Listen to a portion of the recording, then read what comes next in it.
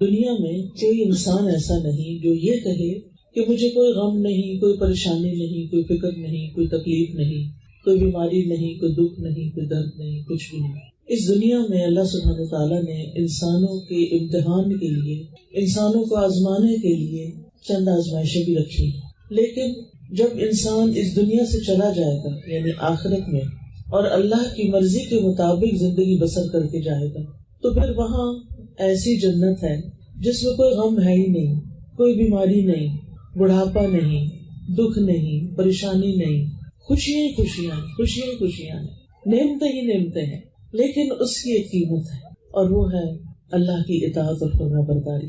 اور جہاں تک اس دنیا کا تعلق ہے تو ہم جتنے بھی سال زندہ ہیں ہمیں کچھ نہ کچھ مشکلات تو ہوں گی، اس کے لیے اللہ تعالیٰ نے ہمیں پہلے سے ہی ذہنی طور پہ تیار کر دیا۔ سورۃ البلد میں اللہ تعالیٰ فرماتے ہیں لَقَدْ خَلَقْنَا الْإِنسَانَ فِي كَبَدٍ، بلا شبہ یقیناً ہم نے انسان کو بڑی مشقت میں پیدا کیا ہے، یعنی اس سے مراد وہ سختیاں، وہ تکلیفیں اور مشقتیں ہیں جو انسان دنیا کے اندر برداشت کرتا ہے، اور پھر وہ تکلیفیں بھی جو برزخ یا قبر کے اندر برداشت کرے گا، اور وہ بھی جو قیامت کے دن حشر کے میدان میں اس کو تکلیفیں دیکھنی ہوگی۔ تو انسان کی زندگی کا یہ سفر مشقتوں سے خالی نہیں، لیکن ہم کس طرح اپنے آپ کو خوش رکھ سکتے ہیں، کس طرح اپنے آپ کو مضبوط رکھ سکتے ہیں کہ یہ غم اور یہ دکھ اور یہ تکلیفیں اور یہ مشقتیں جو اس دنیا کی زندگی میں ہیں ہمارا ذہنی توازن خراب نہ کر دیں، ہمارا نروس بریک ڈاؤن نہ ہو جائے اور ہمارے حوصلے نہ ہار جائیں، ہم مایوس نہ ہو جائیں۔ تو اس لیے بہت ضروری ہے کہ انسان اس ضرور کو جانے۔ تو انسان بنا ہی مشقت میں ہے، دنیا اور آخرت دونوں میں امن اور سلامتی اور خوشی تو بس جنت میں ہے۔ دنیا کی زندگی مومن کے لیے قید خانہ ہے، جیسے قید خانے میں یا جیل میں کوئی انسان خوش نہیں ہو سکتا، لیکن اگر انسان کے دل کے اندر ایک سکون اور اطمینان ہے تو پھر جیل خانہ بھی کچھ نہیں کہتا۔ امام ابن تیمیہ تھے، ان کو کئی بار جیل کی اور قید خانے کی مشقتیں جھیلنی پڑی، لیکن وہ کہتے تھے کہ میرا دشمن میرا کچھ نہیں بگاڑ سکتے، اس لیے کہ جنتی فی صدری، میری جنت میرے سینے کے اندر ہے، میرے دل کے اندر ہے۔ جس دل کے اندر اطمینان ہوتا ہے، جس دل کے اندر سکون ہوتا ہے، جس دل کے اندر خوشی ہوتی ہے، اس کو پھر پرواہ نہیں ہوتی کہ وہ کسی جھونپڑی میں ہے یا کسی محل میں ہے، اس کے لیے بہت سی مشکلات پھر آسان ہو جاتی ہیں۔ لیکن جب یہ کہا جاتا ہے کہ مومن کے لیے دنیا قید خانہ ہے تو اس لیے کہ اس کا کمپیریزن آخرت کی جنت سے کیا جاتا ہے، یعنی جنت کے مقابلے میں دنیا میں اگر کوئی انتہائی خوشیوں کے ساتھ بھی رہتا ہے اور ہر طرح کی نعمتوں میں بھی رہتا ہے، وہ بھی ایسا ہی ہے جیسے قید خانے میں رہ رہا ہو۔ قید خانے میں انسان کو کھانا پانی بھی مل جاتا ہے، سونے کی جگہ بھی مل جاتی ہے، بنیادی وقتی ضرورتیں اس کی پوری ہو رہی ہوتی ہیں، لیکن گھر والا آرام تو گھر والا ہی ہوتا ہے۔ تو مومن کا بھی اصل گھر دنیا نہیں ہے، ہم اس پلانٹ پہ، ہم اس زمین پر ہمیشہ رہنے کے لیے نہیں آئے، ہم تو صرف آزمائے جانے کے لیے آئے ہیں کہ ہمارا امتحان ہو رہا ہے، جیسے ایگزامینیشن ہال ہوتا ہے نا، تو اس میں سب بچے بیٹھ کے امتحان لکھ رہے ہوتے ہیں، ایسے ہی یہ دنیا ایک بہت بڑا ایگزامینیشن ہال ہے جس میں ہم سب کا امتحان ہو رہا ہے اور ہم سے دیکھا جا رہا ہے، اللہ تعالیٰ خود بھی دیکھ رہے ہیں، فرشتے بھی ہمارے ساتھ لگے ہوئے ہیں کہ ہم کرتے کیا ہیں۔ اللہ تعالیٰ فرماتے ہیں الذی خلق الموت والحیات لیبلوکم ایکم احسن عملا، کہ اس نے موت اور زندگی بنائی تاکہ تمہیں آزما کر دیکھے کہ تم میں اچھے عمل کون کرتا ہے، اچھے کام کون کرتا ہے، اور جو اچھے کام کریں گے ان کو اللہ سبحانہ تعالیٰ اپنے فضل اور رحمت کے ساتھ جنت میں داخل کریں گے، اور وہاں پہنچ کر وہ کہیں گے وقالوا الحمد للہ الذی اذهب عنا الحزن ان ربنا لغفور شکور الذی احلنا دار المقامة من فضله لا يمسنا فيها نصب ولا يمسنا فيها لغوب۔ وہ کہیں گے اللہ کا شکر ہے جس نے ہم سے غم دور کر دیا، یقیناً ہمارا رب بخشنے والا قدردان ہے جس نے اپنے فضل سے ہمیں ہمیشہ کی قیام گاہ یعنی جنت میں لا اتارا، جہاں ہمیں نہ تو کوئی مشقت اٹھانی پڑتی ہے اور نہ کوئی تھکاوٹ لاحق ہوتی ہے۔ یعنی جنت میں انسان جتنی بھی سیر کر لے، جتنا بھی گھوم پھر لے، جو بھی کرے، تھکاوٹ نہیں ہوگی. دنیا میں آپ دیکھیں کہ آپ بہت اچھے کپڑے پہن کے بیٹھ جائیں تو وہ ان کپڑوں کی بھی تھکاوٹ ہو جاتی ہے. یعنی اگر آپ بہت ہیوی قسم کا ڈریس پہن لیں، جیسے شادی پہ عام طور پہ پہنا جاتا ہے، لڑکیاں پہنتی ہیں، تو آپ دیکھیں گے لگتا تو خوبصورت ہے، شروع میں پہنتے تو اچھا لگتا ہے، لیکن تھوڑی دیر کے بعد پھر انسان کو گھبراہٹ بھی شروع ہو جاتی ہے. اسی طرح اگر آپ زیادہ زیور پہن لیں تو آپ تھک جاتے ہیں، آپ کو مشکل ہو جاتی ہے، کام نہیں ہوتا کوئی آپ سے. اسی طرح اگر آپ زیادہ کھا لیں تو کیا ہوتا ہے، چلنا پھرنا مشکل ہو جاتا ہے. اسی طرح اگر آپ زیادہ سو لیں تو کیا ہوتا ہے، تھکاوٹ ہو جاتی ہے. زیادہ سو کے بھی تھکاوٹ ہو جاتی ہے. کوئی بھی چیز اگر آپ زیادہ کر لیتے ہیں نا دنیا میں، یا کم ہوتی ہے، تو انسان کی زندگی بدمزہ ہو جاتی ہے. جنت میں ایسا کوئی مسئلہ نہیں ہوگا. آپ جتنا چاہیں کھائیں، سارا دن بھی کھائیں تو آپ کو کوئی تھکاوٹ نہیں ہوگی، کوئی سستی نہیں ہوگی، کوئی بدمزگی نہیں ہوگی، کوئی بدہضمی نہیں ہوگی. اور پیشاب پخانا تو ویسے ہی ختم ہو جائے گا، وہ تو ہوگا ہی نہیں زندگی میں. یعنی انسان اپنے آپ سے بھی اذیت اٹھاتا ہے، اپنی اسمیل بھی اس کو تکلیف دیتی ہے. لیکن جنت میں جو کچھ بھی انسان کھائے گا وہ اس طرح ہضم ہو جائے گا کہ اس کے جسم میں کوئی گندگی نہیں بنے گی. وہ کھایا پیا گلا سڑے گا نہیں اندر جا کے. تو کتنا سکون ہے، کتنی خوشی ہے. جنت کا ایک چکر ساری زندگی کی تھکاوٹیں، ساری زندگی کے فکر، ساری زندگی کی پریشانیوں کو ختم کر کے رکھ دے گا. نبی صلی اللہ علیہ وسلم نے فرمایا، قیامت کے دن اہل جنت میں سے اس آدمی کو پیش کیا جائے گا جسے دنیا میں لوگوں میں سے سب سے زیادہ تکلیفیں پہنچی تھی. یعنی اس کو بہت ہی تکلیف سے زندگی بسر کرنی پڑی. پھر اسے جنت میں صرف ایک غوطہ دے کر پوچھا جائے گا، اے ابن آدم، کیا تم نے کبھی کوئی تکلیف دیکھی؟ کیا تجھ پر کبھی کوئی سختی بھی گزری؟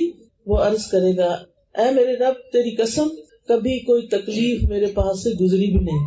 اس کو دنیا کی ساری تکلیفیں بھول جائیں گی، سارے غم بھول جائیں گے، اور کہے گا میں نے کبھی کوئی شدت اور سختی دیکھی ہی نہیں. تو یہ ہے جنت جو اللہ نے متقی لوگوں کے لیے تیار کر رکھی ہے، جو اللہ سے ڈرتے ہوئے زندگی بسر کرتے ہیں، اللہ کی فرما برداری میں زندگی بسر کرتے ہیں. لیکن ہم انسان ہیں، ہم سے خطا ہو جاتی ہے، ہم سے غلطیاں ہو جاتی ہیں، ہم سے گناہ ہو جاتے ہیں. وہ تو ہوں گے، پھر کریں کیا؟ مایوس نہیں ہونا، فوراً اللہ سبحانہ تعالیٰ کی طرف رجوع کرنا ہے، فوراً توبہ استغفار کرنی ہے. بڑے بڑے نیک لوگوں سے بھی لغزش ہو جاتی ہے، کیونکہ انسان ہے نا.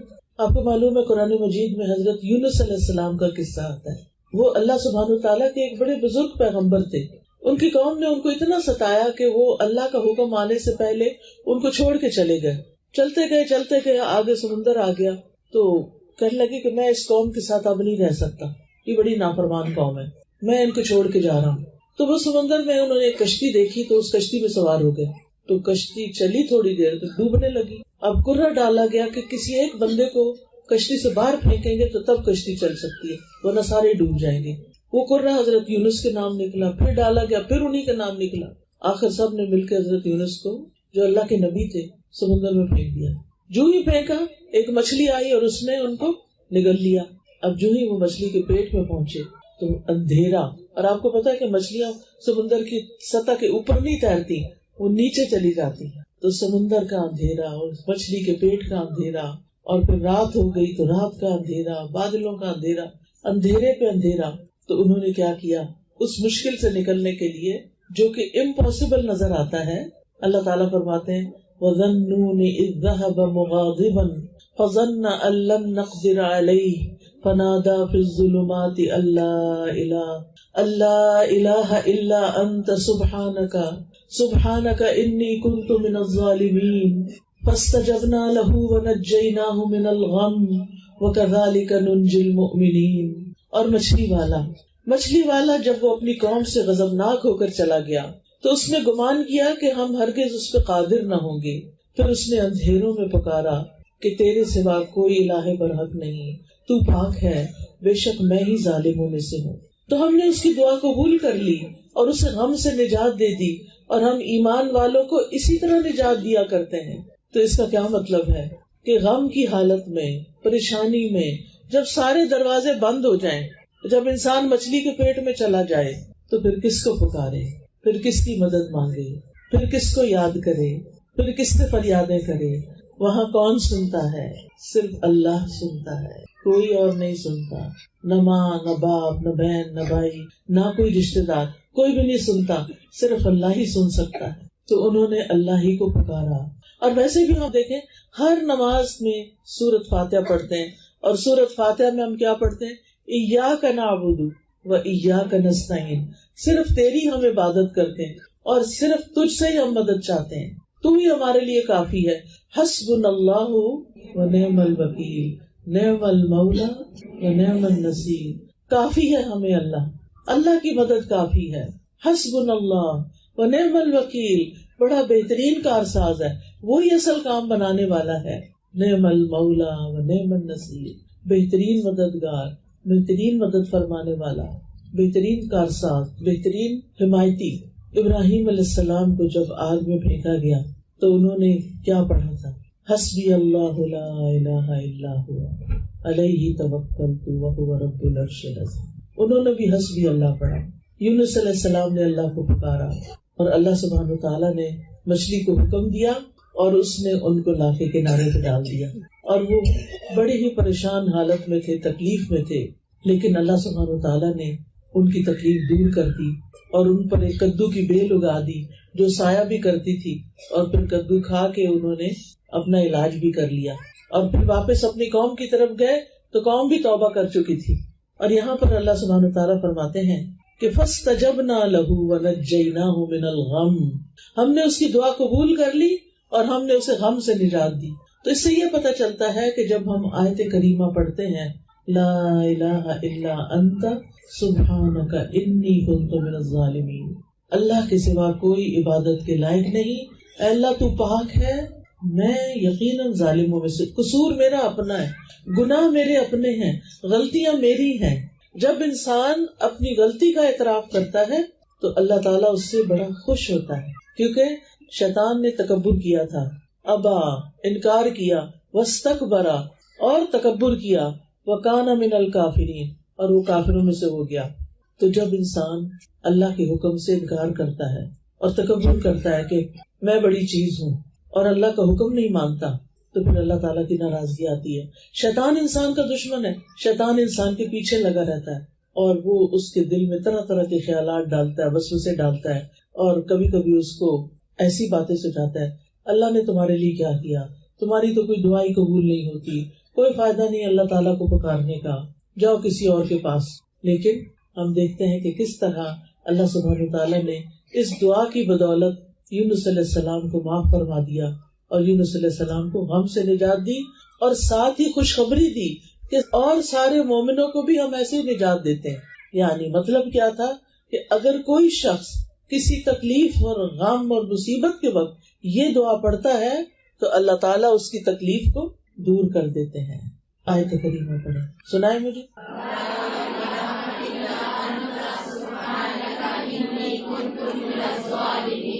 شابش، بہت ہی اچھا۔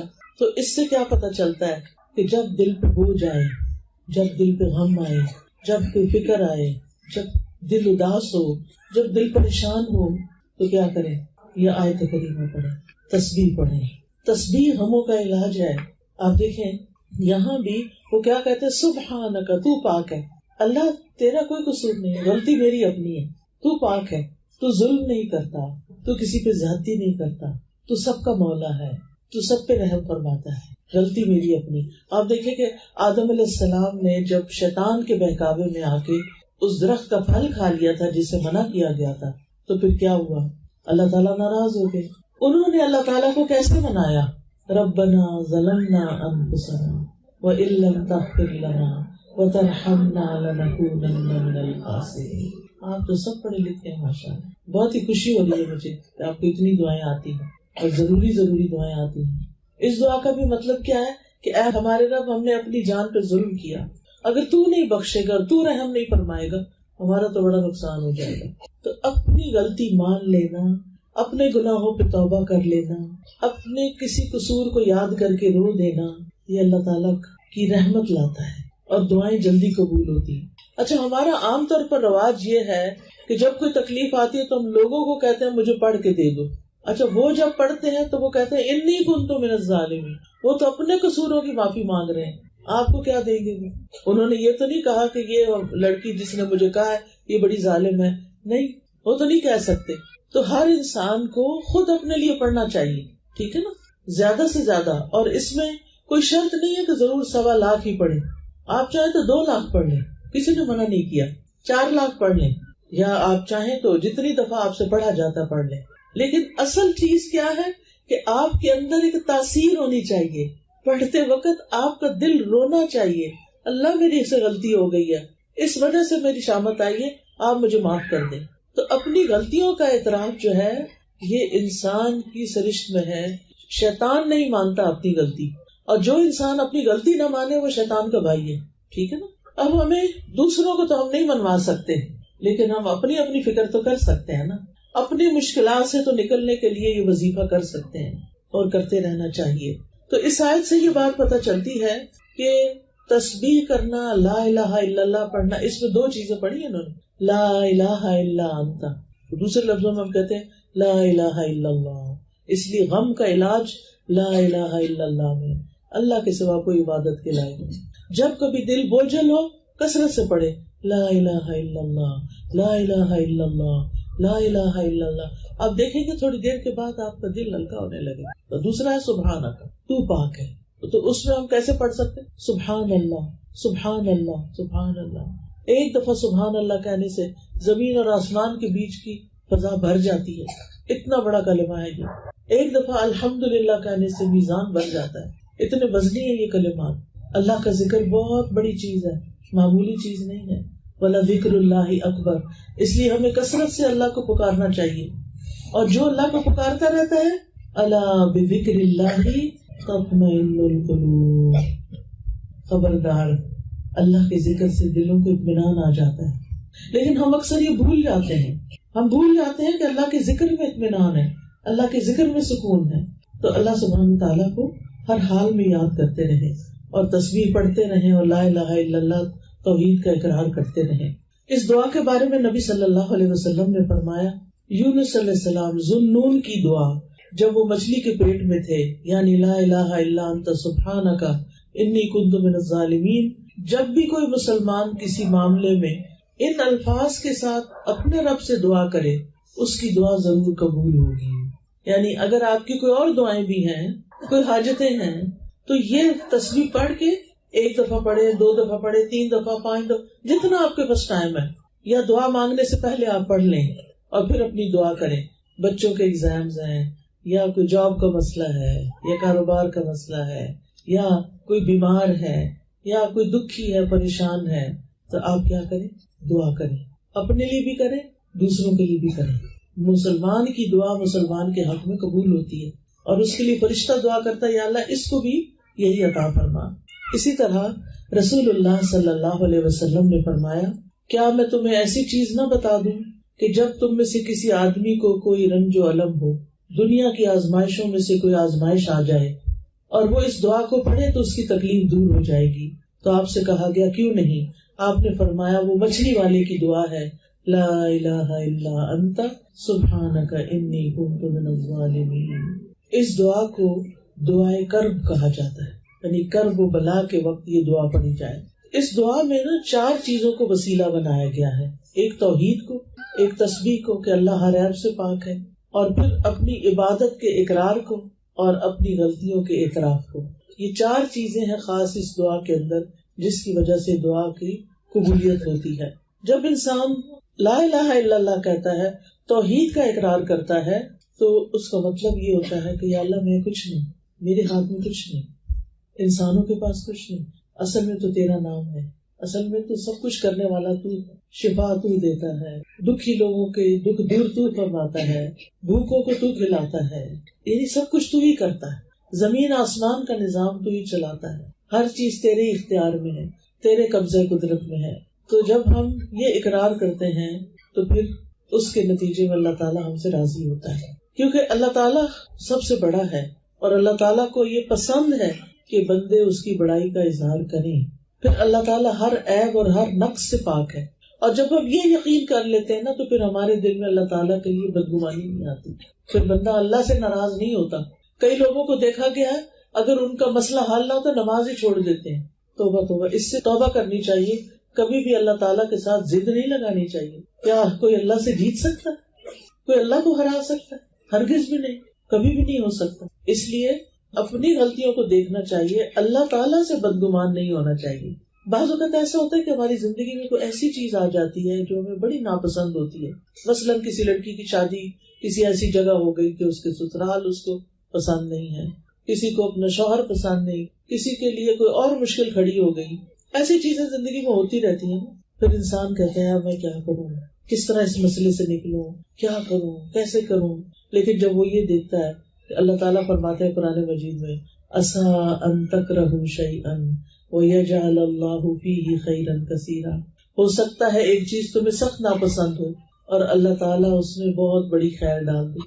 بعض اوقات آپ کی ٹرانسفر کسی اور شہر میں ہو جاتی ہے، آپ کا کاروبار کہیں اور ہوتا ہے، آپ کو اپنے دوست، ماں باپ، بہن بھائی چھوڑنے پڑتے ہیں. یہ سارے دکھ کے وقت ہوتے ہیں. لیکن پھر آپ کیا سوچتے ہیں اس میں بھی کوئی خیر ہوگی، اس کے پیچھے بھی کوئی حکمت ہوگی. اللہ تعالیٰ میرے حق میں کبھی بھی برا نہیں کرتا، اللہ تعالیٰ بڑا ہی مہربان ہے، یا اس میں کوئی خیر ہوگی، کوئی فائدہ ہوگا. اور بعض سلف صالحین کہتے ہیں کہ ایک میرا فیصلہ ہوتا ہے اور ایک اللہ کا فیصلہ ہوتا ہے. نافذ تو اللہ کا فیصلہ ہوتا ہے. جب وہ اللہ کا فیصلہ نافذ ہو جاتا ہے اور وہ میری مرضی کے خلاف بھی ہوتا ہے تو تب بھی میں خوش ہوتا ہوں. میں کہتا ہوں میرا رب مجھ سے زیادہ جانتا ہے، میرے حق میں کیا بہتر تھا اس کو زیادہ پتا ہے. مثلا آپ کو بیٹے کی بڑی خواہش ہے اور بیٹی پیدا ہو جاتی ہے، کتنا دکھ لگ جاتا ہے لوگوں کو. بعض لوگ تو بیٹی دیکھتے بھی نہیں ہیں، عید ہی کو جا کے دے دیتے ہیں یا مار ڈالتے ہیں یا پھینک دیتے ہیں. ایسے بھی واقعات ملتے ہیں. یا بیوی کو گھر سے نکال دیتے ہیں حالانکہ اس میں بیوی کا کوئی قصور نہیں. وہ تو اللہ کا فیصلہ ہے نا، جس کو چاہے بیٹے دے، جس کو چاہے بیٹیاں دے، جس کو چاہے دونوں دے، جس کو چاہے کچھ بھی نہ دے. یہ تو اللہ کا فیصلہ ہے. یہ تو اس کو پتا ہے کہ کس کے ساتھ کیسا معاملہ کرنا ہے. بندے کا کام کیا ہے کہ اللہ کے فیصلوں پہ راضی ہو جائے، یہ سوچ کے کہ اللہ زیادہ علم والا ہے، اللہ کی حکمت زیادہ ہے.